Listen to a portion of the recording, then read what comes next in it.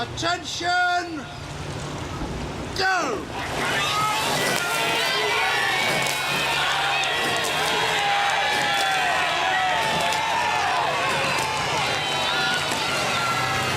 What a cocktail of noise, the crowd, the blades, the coxes, the umpires launch.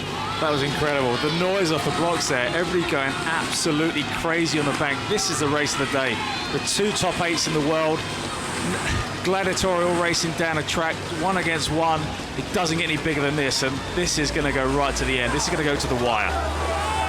That's the Germans, I think, out in front. It's a handy station to have. It's the British nearest to you.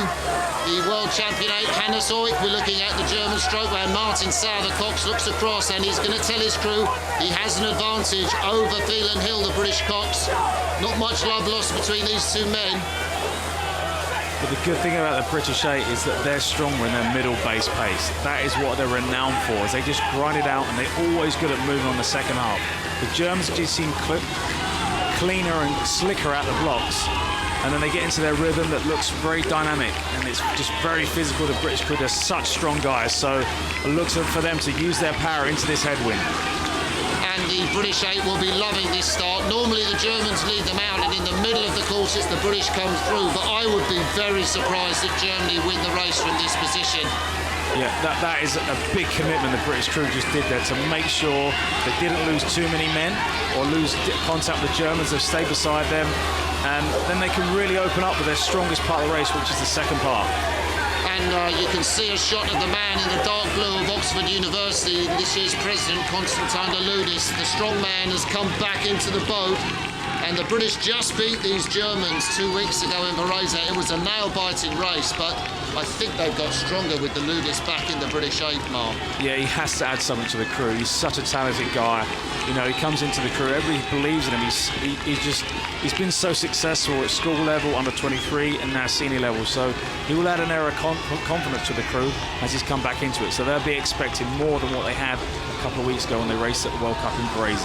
Martin Sauer looks to his right, and there's the British crew that have a lead, but it's nip and tuck. We knew this would be a great race, and it's turning out the most important race in the regatta's history. The oldest race at Henley Royal Regatta, the Grand Challenge Cup between the Olympic champions, Germany, on your left, and the world champions from 2014 and 13, Great Britain, and they are putting distance into the Germans. And look at that air shot. You've got crews side by side coming down the track, the two best crews in the world racing down the Henley track. It does not get any better than this. And I have to say credit to the Germans for turning up. As we look at Will Satch, he's here on the front cover of the Bro 360 magazine. A great feature on the British Olympic bronze medalist. That was in the pairs, but now he is stroke of the 8. And the British are eking out. The Germans cannot get back from this position. And I'll tell you what, Mark, Phelan Hill will want to wash the Germans down, because that's what Martin Sauer, the German cox, did to him when they were last here. And that's a really important part there. They're both in neutral water there between the two lanes. They both moved into it. If I'd have been the Germans, I wouldn't be where they are. I shifted across to the left a bit more, as you'll see in the pictures, let Phelan come in, and then I'd have moved slightly back out, because then the British would have been impeding. So the Germans have let the Brits get away with that steering there, and they should have been a bit more tactical in the way they approached that. So Richard Schmidt, who won that Olympic gold medal behind Hansa in the stroke seat, but they won't be liking what they see now. It's almost a one-length lead as they go past Upper Thames Club. They're 2/3 of the way through the race. I have to say credit to the Germans for coming over. I thought when they lost to the British in Varese, they'd pull out of this regatta. But their coach, Ralph Holtmeyer, said the guys love to race at Henley, and they really fronted up to come here, Mark. And that really shows the characters of the guys. You know, most people, as you said, pulled out. They wouldn't have come here, especially on the Brits' home water. You know, this is where the guys love to train. They love to race here at Henley in front of a home crowd. So being the Germans, you're in kind of a hiding to nothing. You've lost to them 2 weeks ago, and then you're going to the home waters to try and turn them over, which, you know, they're not going to do with this margin that the guys have. The British crew will not let the Germans back in from this distance.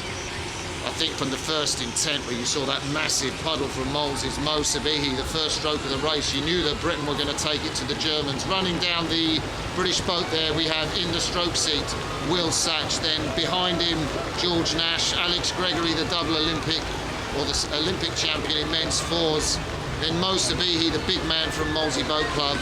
Paul Bennett there, you can just see his shades in the middle of the boat with the purple top from University of London. Pete Reed, he is a double Olympic champion. Konstantin Deludis, yet to win Olympic gold, got it the bronze in the 8 in 2012 in the Lushon of Oxford, and then the bowman Matt Gottrell done very well to get in the crew.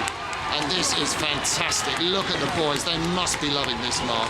Yeah, and this is the sort of conditions they love. A nice headwind, they can really use their power, and that's what Jürgen loves. He's all about power. These guys have got stacks of it, bucketfuls of it, and this is the sort of conditions they would love. And probably the Germans wouldn't have wanted a headwind like this, because it just gives the race goes out a bit longer, and as the race seems to develop longer, these guys, these British guys, just get stronger and better. So I think in rowing terms, this is what we call a drubbing. The distance between these two crews was just inches in the World Championship final. But Will Satch will be powering, he's the stroke man, you can see, powering the British on to put as much distance between them and the Germans. Yeah, and this is going to be a hard one for the Germans to turn around if they're going to Lucerne next week. If they're going to go there and compete after this drumming today, it's going to be very challenging mentally to get them in the right frame of mind. But this is a incredible performance by the British 8. The way they've come out, they've dominated for the first stroke to really lay down a marker.